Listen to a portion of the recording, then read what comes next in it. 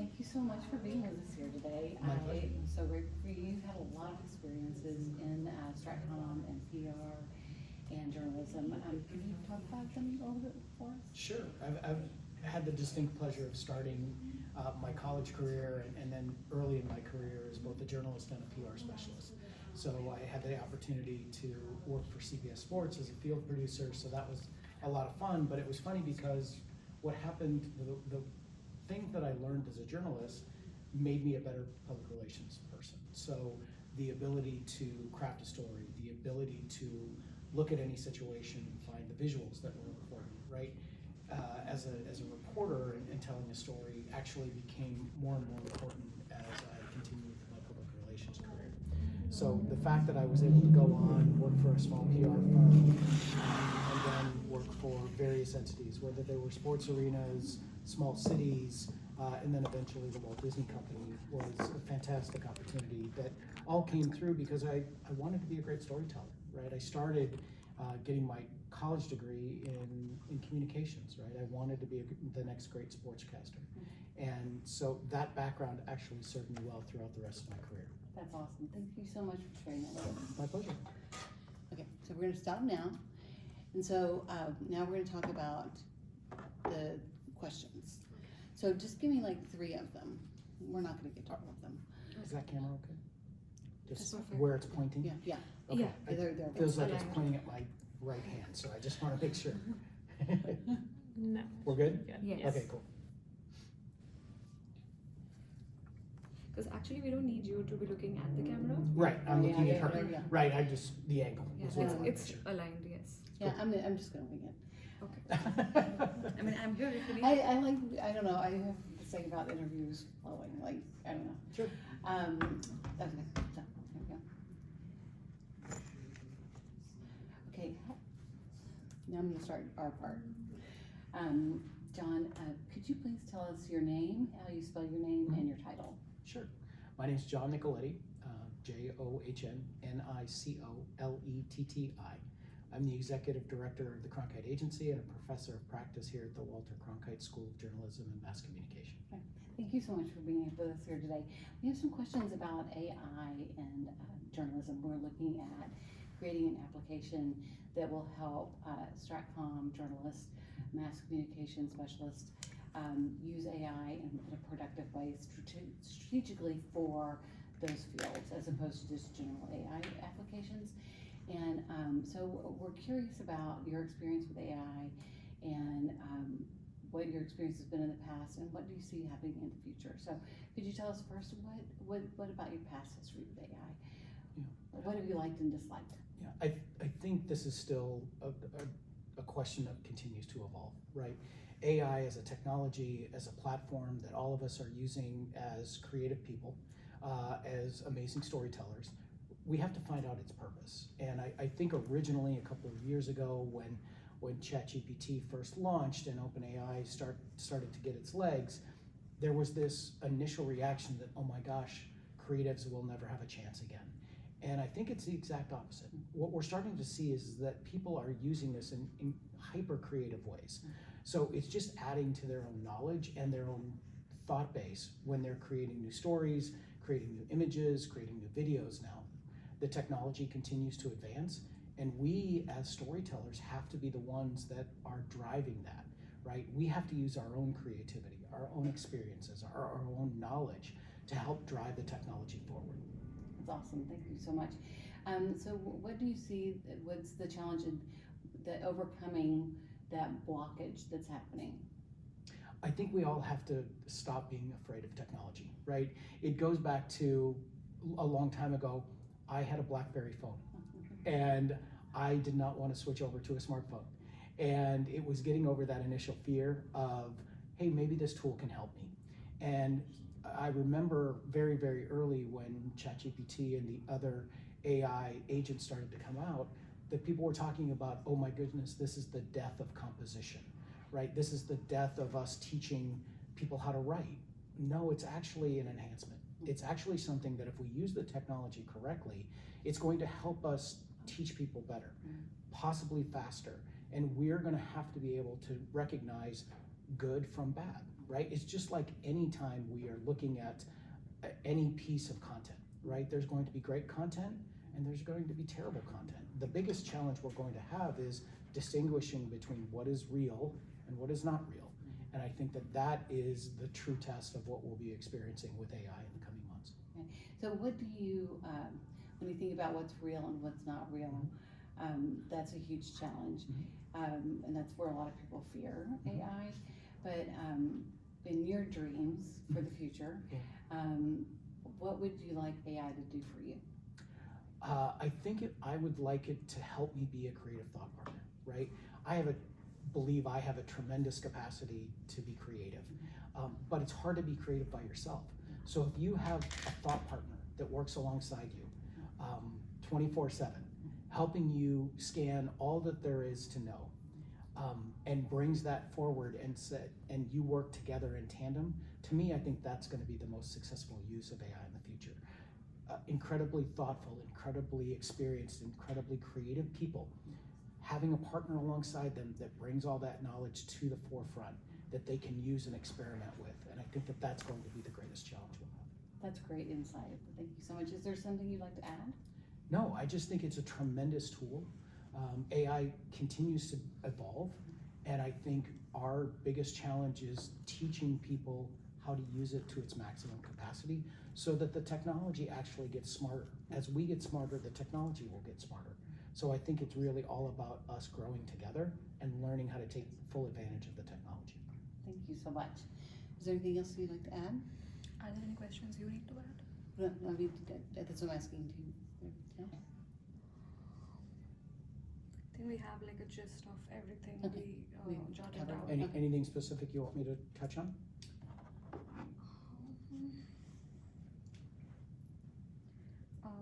Did we discuss anything on where do you think AI education is falling short right now?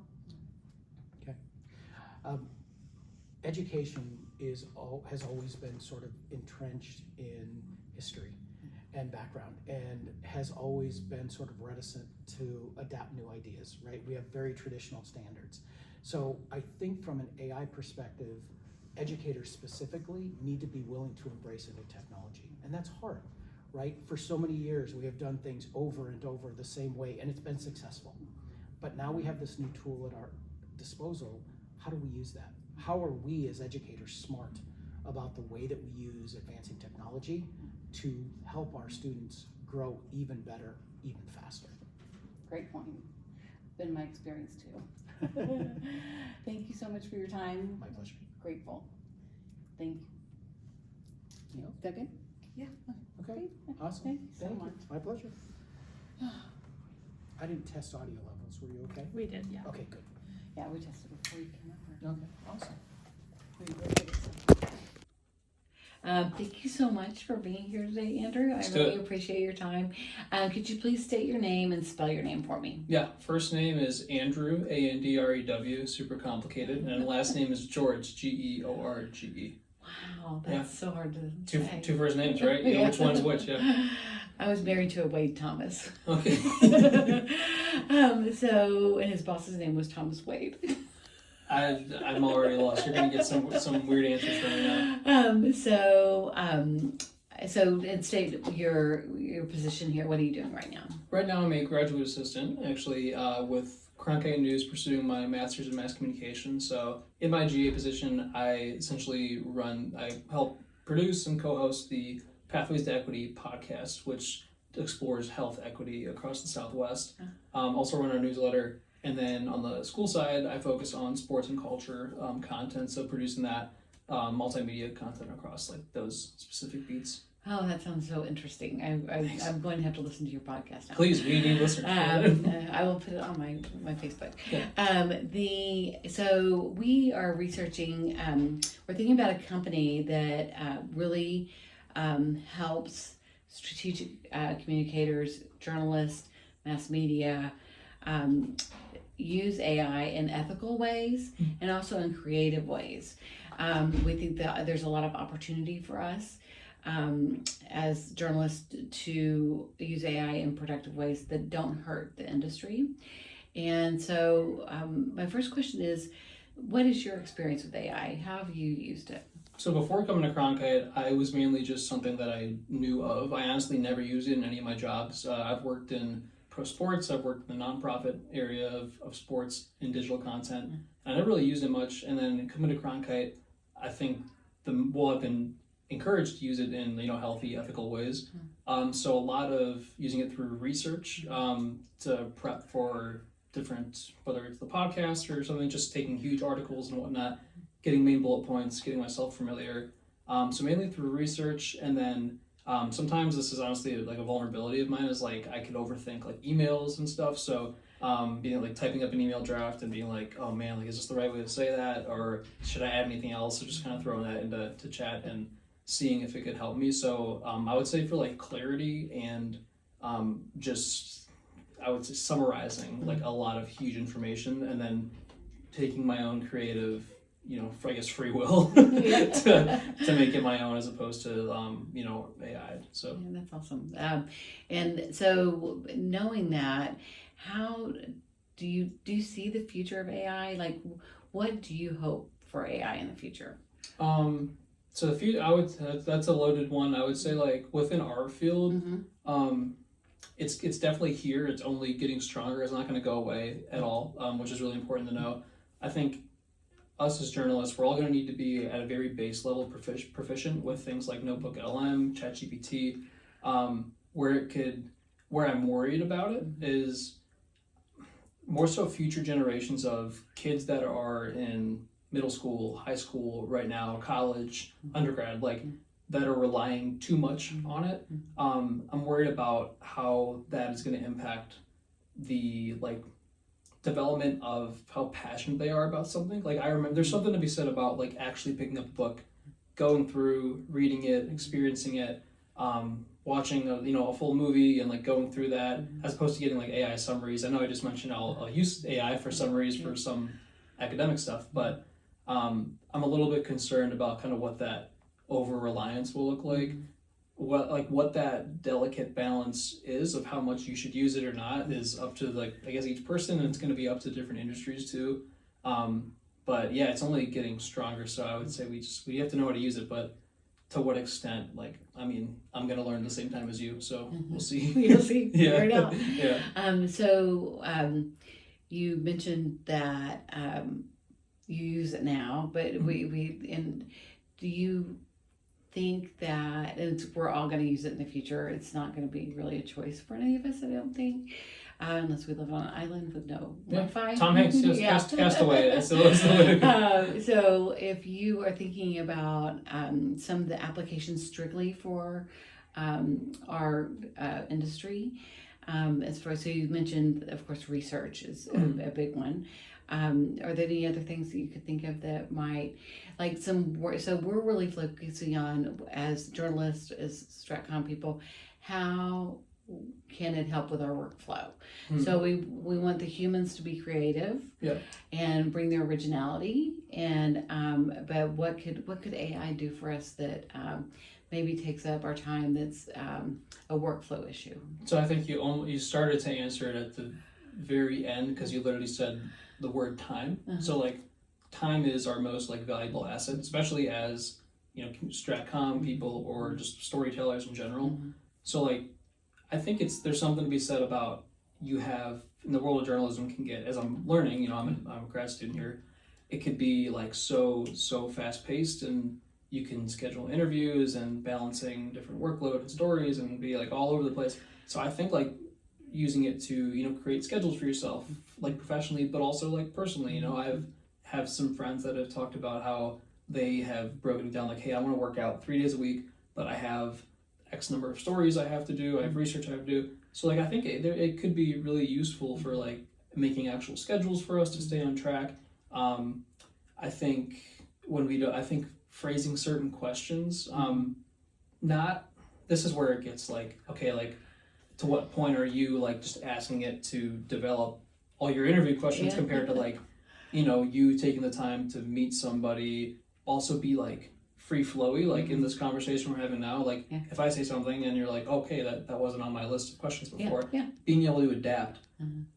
So I think like starting at a base level, like, okay, like how do I want to approach something? I think it could be useful for that. I love that. I Yeah, love that. right? Yeah. So, I mean, Like if I'm interviewing somebody that like their culture is different from mine, I can actually find out how I can ask the questions better. I Yeah. mean, exactly. Yeah. I mean, like there's just like there's a lot of information, as we know, like on the internet, and like AI just filters everything through like data and info that is just accessible. But because there is so much information, and same thing with like social media, there's info's everywhere. Like, where do you get your news? How do you find your info? Like, to have a platform like ChatGPT is what I use the most, and I'm sure a lot of people like to have something that can pull from that without you going nuts. yeah. Like, that's where I think it's really beneficial. Yeah. So, Yeah. Well, thank you so much for your time. I really appreciate it. For That was sure. very beneficial. All right. We'll use your research. Oh, please. Yeah. Hey, listen to the podcast. Thank you. All right. Yeah. I think this is a square. Yeah, that's true. Yeah, you mentioned. Turn on the phone first. Yeah. Thank you so much for continuing our interview after class. Have you back. So, what would be some things you would love AI to do for you? What do you think it worked? Have you thought about that? at As a all? journalist? As a journalist, yeah. I think what I mentioned earlier about the research is probably the biggest thing. Just as far as like, not necessarily like I guess saving me time, but like in a more like efficient, just in a more efficient way where I feel like I'm not spending hours and hours. I already am going to spend long enough editing. Like, just I don't know, help me like summarize information quicker so I can provide better questions and just move quicker, capture more stories.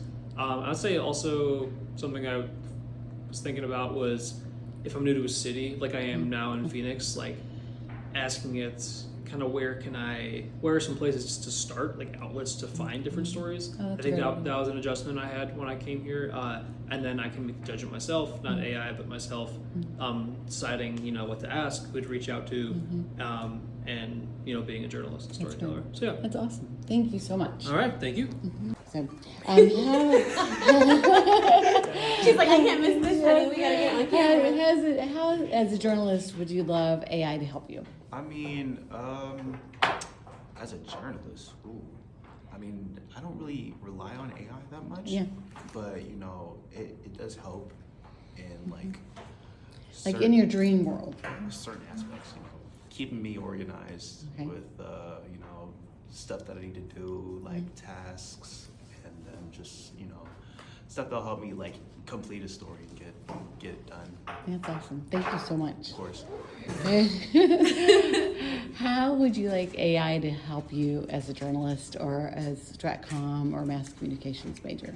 I think a way it could help is like as we're getting like stories, like as a journalist, like if it could like categorize like the different stories we get into like artistic stories, like stories about like crime or something like that. Yeah. So that we can like narrow it down, and then like if it can give us like the most important ones, and we can just like pick from those. Maybe just like more organized, more of a way to organize the subjects that we're writing about I and love pick that. what's the most important. That's Yeah, probably that's the great. best way. Workflow. Both of y'all workflow. That's awesome. How crude can I be? Very. Very. We're master's students. So when it comes to AI, I'm kind of a hypocrite because I criticize it a lot, but I use it, especially for generating ideas. I use it a lot for generating titles of like stuff because I'm horrible at coming up with like headlines. But when the thing I dislike, or when it comes to journalism, I think it can be really useful for like quickly analyzing documents and stuff, or helping scour the web for documents and putting it all in one place really easily.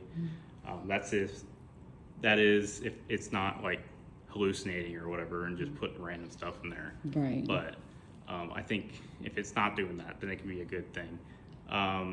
AI in general, though, I think it can be useful, but I don't like it being in the hands of like really scummy billionaires. I get you. Like Peter Thiel and all that. Yeah. So I find that kind of scary. Yeah. So that's Understandably. yeah. Understandably. Thank you so much. So, well, how do you think AI could help journalism in the future? How can journalists and Stratcom and mass communications people? Are you looking for a variety of opinions here? No, just yours. Okay. Do you want my honest opinion? Yeah, or absolutely. The school thing, Yeah, sanction yeah, opinion? yeah, I think the best way it can help is by crashing and going away. Okay. Yes. And giving us our, like, whatever it's going to do to the economy. But I think for journalism and with AI, it is, there was, when I was, I can't say I believe I'm saying this, but when I was a master's student, it was when Facebook was pivoting to video, and there were literally newsroom layoffs to hire more video staff, because Facebook was saying everybody's watching video, it's going to boost numbers, it's going to boost your numbers. And what ended up happening is they basically came out and were like, actually, no, that's not what's happening. And so then more layoffs happened, right? So to me, this is another like trend chasing that the industry does every 5-10 years pretty regularly, because we're trying to still make up like business models and stuff like that. And so I think that there is a lot of hype and a lot of unfulfilled promises that there are going to be. On the flip side, my more optimistic and less skeptical opinion is that I think AI technology and the tools that we use, like Adobe tools, Premiere, even some more of like the LLM type of like ChatGPTs, and then even into like even into some basic editing stuff in Word or whatever. I forget what there's a Copilot. Copilot, yeah. I think some of that will stick around and be helpful for like generating ideas and things like that.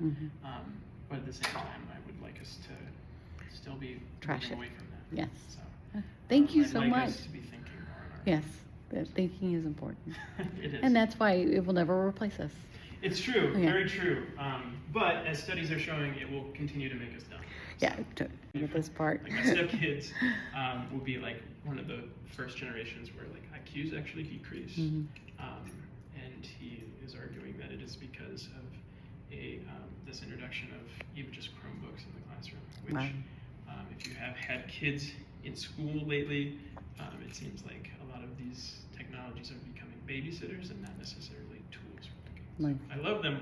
I love technology. I have built computers and been on computers and coded since I was a kid. But I mean, I could, and hopefully someday we'll write a whole book on the input versus output method of computing when I was a kid versus what it is now, since like iPads and stuff. Yeah.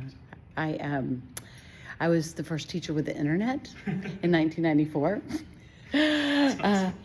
So I have many stories. Like, so I envisioned the internet being something amazing that was going to like change the world, and it turned out to be something completely different.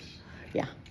I'm Yeah. a skeptic. No, I know. Yeah. Yeah. I hail from the state where Oregon Trail was invented. Yes, that's a great. The I Min- loved it. The Minnesota Educational Technology Consortium, METC. Yeah. Yeah. I remember. Yeah. I was there. So I was always wondering why I grew up playing Oregon